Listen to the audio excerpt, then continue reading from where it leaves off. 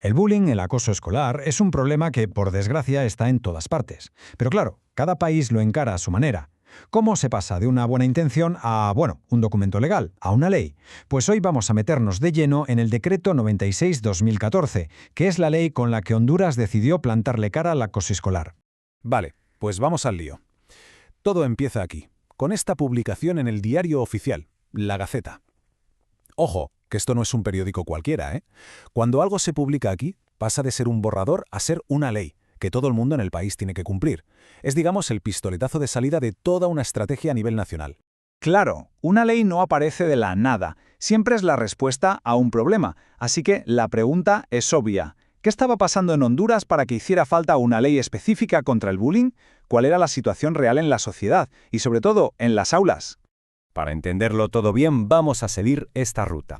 Primero veremos por qué se creó esta ley. Después nos meteremos en cómo define exactamente el problema. Luego, qué plan de acción propone, quién tiene la responsabilidad de aplicarlo y, súper importante, cómo se asegura de que todo esto no se quede en buenas intenciones. Venga, pues empezamos por el principio de todo. La propia ley nos cuenta por qué existe. Estas razones, que se llaman considerandos, son como los cimientos sobre los que se construye todo lo demás. Y es que el lenguaje que usa la ley es, muy directo, la verdad. Habla sin rodeos de una crisis de valores que deshumaniza a la sociedad. Y reconoce algo fundamental, que los colegios no son una burbuja aislada, que el acoso no es un simple juego de niños, para nada, sino que está ligado a cosas muy serias como delitos y a un daño tremendo para la salud mental. Lo que hay que entender aquí es que el legislador vio esto como una auténtica emergencia. Vale, ya tenemos el porqué. Ahora vamos a ver el cómo. Para luchar contra un problema, lo primero es saber de qué estamos hablando exactamente, ¿no? Pues la ley lo que hace es crear un lenguaje común para que todo el mundo, desde un profesor a un juez, entienda lo mismo por acoso escolar. Aquí la tenemos. Esta es la definición clave, la del artículo 2. Y fijaos bien en dos palabras. Reiterada, o sea que no es algo que pasa una sola vez, y daño físico o psicológico. Esto es súper importante, porque reconoce que las heridas no siempre se ven.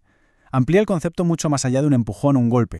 Pero la ley no se queda ahí, va un paso más allá y lo clasifica en 4 tipos. Y esto es clave, porque obliga a tomar en serio formas de agresión que muchas veces se pasan por alto, como el aislamiento, que es el acoso psicológico, o el ciberacoso, que es terrible porque persigue a la víctima hasta en su propia casa, fuera del colegio. Y claro, también hay que definir quién es quién.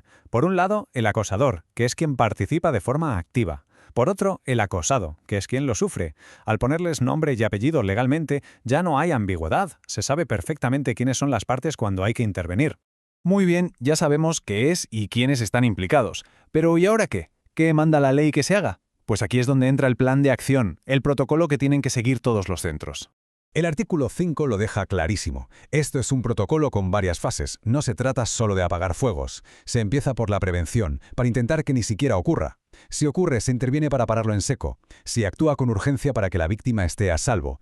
Y por último, se da apoyo. Y no solo al afectado, sino también a la familia. Es un enfoque de 360 grados, vaya. Y esta frase lo resume todo. Es la filosofía de la ley. El objetivo no es solo castigar.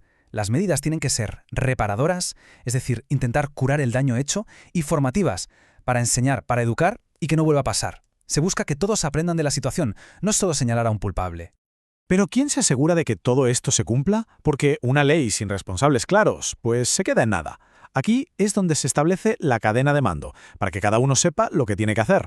Y el artículo 4 en esto no deja lugar a dudas. La responsabilidad va en cascada, de arriba a abajo.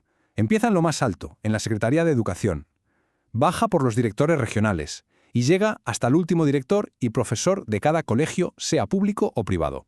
E incluso, fijaos, implica a los consejos de la comunidad. La idea es que nadie pueda escurrir el bulto. Y llegamos a la última parte. ¿Cómo se garantiza que esto no sea flor de un día, que tenga un impacto real a largo plazo? Pues para eso están los mecanismos de control y de seguimiento. 90 días. Solo 90 días. Esto lo decía el artículo 13. Le dieron a la Secretaría de Educación apenas 3 meses para tener listo todo el reglamento y el plan de acción. Vamos, que había prisa. Esto demuestra que la intención era ponerse las pilas de verdad y rápido. Y de cara al futuro, la ley se apoya en 3 pilares. Primero, una base de datos nacional para saber la dimensión real del problema, con cifras. Segundo, informes anuales al Congreso, para rendir cuentas de lo que se está haciendo. Y tercero, que esto es quizá lo más importante en el día a día, la obligación de que cada colegio tenga un comité de convivencia escolar. Esto lleva la responsabilidad directamente a dónde pasan las cosas. Al final, después de ver todo esto, queda claro que el decreto es un marco legal muy sólido, muy completo. Define, da planes de acción, reparte responsabilidades, pero claro, nos deja con una última reflexión, ¿no? Una ley te da las reglas del juego, pero ¿quién construye la cultura? El verdadero cambio, el de verdad, necesita algo más que un papel, necesita una transformación cultural. La ley es el mapa, desde luego, pero el camino lo tiene que recorrer la sociedad entera.